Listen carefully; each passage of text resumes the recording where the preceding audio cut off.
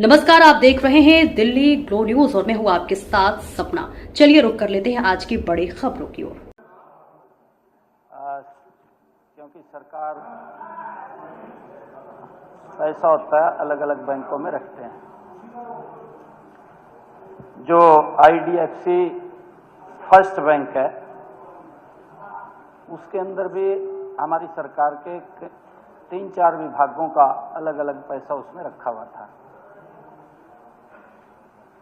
ऐसा नहीं है, हमने प्रोएक्टिव होकर के उसको पकड़ा है, क्योंकि हमारा माननीय अध्यक्ष जी हर विषय के ऊपर बहुत बारीकी से ध्यान है। एक मिनट भाई, मुख्यमंत्री जी जवाब दे रहे हैं। मेरी जब आपको मालूम है कि जवाब को सुने, आपको मालूम गंभीर बात है ये विषय गंभीर है।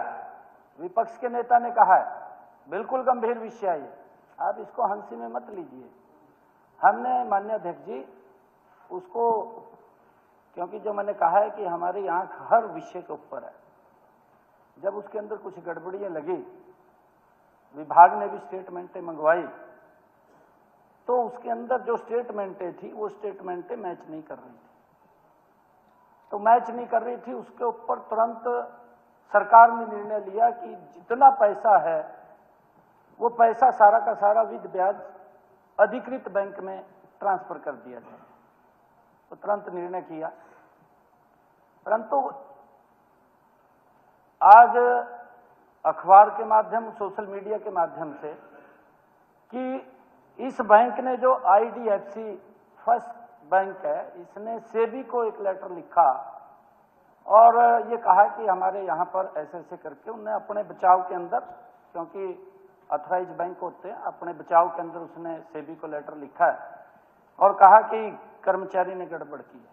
परंतु माननीय अध्यक्ष जी, क्योंकि गंभीर विषय है और हमारे माननीय विपक्ष के नेता ने इस विषय को उठाया है, हम इसके ऊपर बड़ी गंभीरता से लगे हुए हैं। हमने इसको तुरंत एंटी करप्शन ब्यूरो और हमारा जो विभाग, विजिलेंस विभाग है, उसको तुरंत हमने ट्रांसफर किया और उसकी गंभीरता के अंदर हम जा रहे हैं।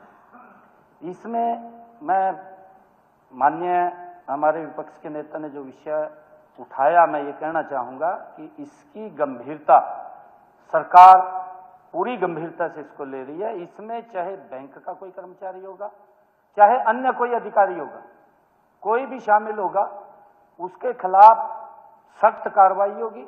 और माननीय अध्यक्ष जी, मैं कहना चाहूंगा, क्योंकि उसके अंदर लगभग 450 के करीब FD बनी हुई थी। 450 FD में था, वो कुछ अकाउंट में था, कुछ FDO में था, अलग अलग विभागों का है और उसकी जांच चल रही है। हमने तुरंत दे दिया। नहीं, वो ट्रांसफर किया उन्होंने, नहीं उन्होंने ट्रांसफर, एक ही का और किसी का नहीं है।